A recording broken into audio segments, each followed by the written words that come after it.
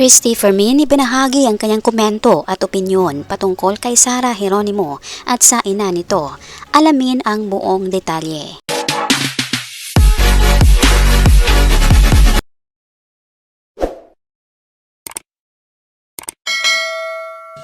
Magandang araw mga kaibigan, welcome back to our YouTube channel, Be Truth. Pinag-uusapan ng Showbiz Now na or SNN na pinamunuan ng bitiranang kolumnista na si Christy Fermin, kasama na rin si Romel Chica at Wendell Alvarez. Isa sa kanilang napag-uusapan ay ang pagkapanalo o pagtanggap ng award ng Popstar Royalty na si Sarah Geronimo na kamakailan ay napili siya bilang Global Force Billboard in Women Music 2024. At dahil nga napag-usapan si Sarah G, kaya hindi na nakapagtataka na madawit din ang pangalan ng kanyang ina na si Mami Divine. Ayon sa SNN, ito di umano ang pinakauna sa mga Filipinong nanalo sa ganitong kategoryang award na ayon pa kay Romel Chica ang ganda di umano ng imahe ng Pilipinas dahil sa natanggap ni Sarah na hindi lang sa Pilipinas kundi sa buong mundo. Ayon kay Christy, marami di umano siyang nilundagan o nilampasan ng mga Filipino singers. Kaya proud na proud di umano sila sa natamo o nakuhang achievement ni Sarah ngayon. Dagdag pa dito, naging highlights din ang kanilang pag-uusap ang pag-shoutout ni Sarah sa kanyang ina. Noong in-interview kasi siya ng dalawang host patungkol ito sa kababaihan pagdating sa musika o kahit ano pa, bigla na lang itong nakiusap mag-shoutout sa kanyang ina. Tinatawag ng hero ang kanyang ina, pinasalamatan niya ang kanyang mga magulang sa kanyang mga natamo sa buhay. Dahil kung hindi di umano dahil sa kanila, hindi di umano marating ito ni Sarah. Dahil nga dito sa kanyang mga mensahe, pinuri ito ng husto nila ng ayon kay Christy. Sa kabila di umano ng kanilang isyu ng ina, hindi pa rin ito sumusuko. Nananatili pa rin itong suyuin ang ina na kanyang pinagmamalaki at nirerespeto, kaya bilib na bilib sila dito. Narito ang buong audio. Especially mothers out there. Shout out to my mother, Mami Divine Geronimo. You are the best. You are my hero. I love you very much. I mean, I cannot imagine myself being a mother. All the sacrifices that a mother has to do for their child. It's mind-blowing.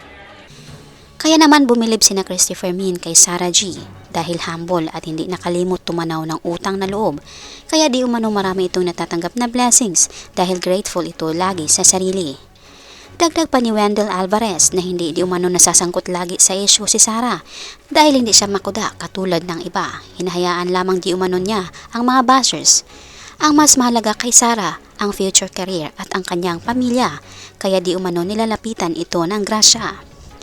Dagdag pa dito, binanggit nila patungkol sa pagkain na ipinahatid ni Sarah sa subdivision kung saan nakatira ang kanyang pamilya at hindi pa rin din pala tinanggap ng kanyang ina. Kaya ayon sa kanila marami di umanong nalulungkot sa hakbang na pasulong ni Sarah pero para di umanong hindi sinasalubong. Mensahe ni Christy na sana isang araw hipuin ng Diyos ang puso ni Mami Divine na para bang gaano ba katindi ang kasalanan ni Sarah o krimen ba ang mag-asawa ang anak. Samantala, marami ding mga netizens o supporters ni Sarah na humahanga sa kanyang natanggap na award at ginawang pag-shoutout sa kanyang ina. Panoorin ang mga komento.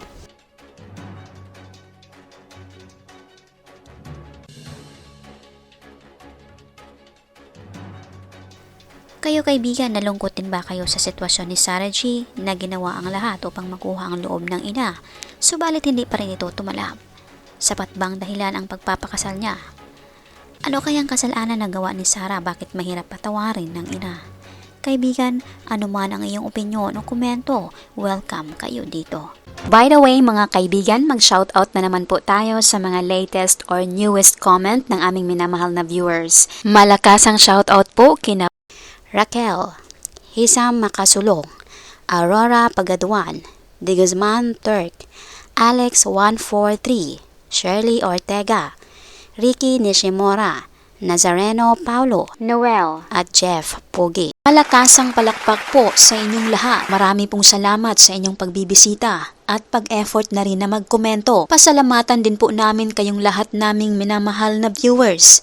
Nag-comment man po kayo o hindi, na-appreciate po namin ang inyong pagbibisita. Taos-puso po naming pinapasalamatan ang inyong ibinahaging oras upang mabisita ang aming munting channel. Saan man po kayo naroroon, mag-ingat po kayo lagi. Malakasang palakpak po sa inyong lahat. God bless us po at maraming salamat.